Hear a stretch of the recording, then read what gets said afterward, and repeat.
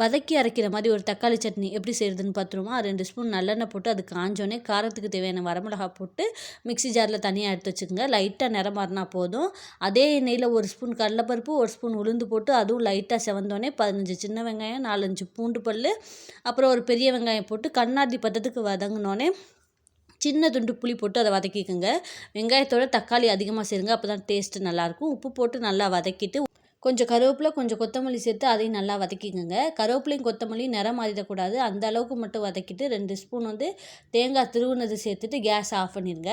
அந்த சூட்லேயே தேங்காவை நல்லா மிக்ஸ் பண்ணி விட்டுட்டு நல்லா கம்ப்ளீட்டாக ஆற விட்ருங்க.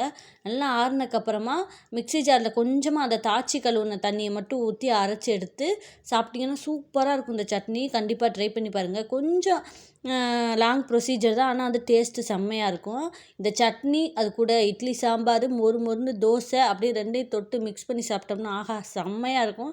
ட்ரை பண்ணி பார்த்துட்டு எப்படி இருக்குன்னு கமெண்ட் பண்ணுங்கள். தேங்க்யூ ஸோ மச் ஃபார் வாட்சிங். Like and subscribe. Keep support. Bye.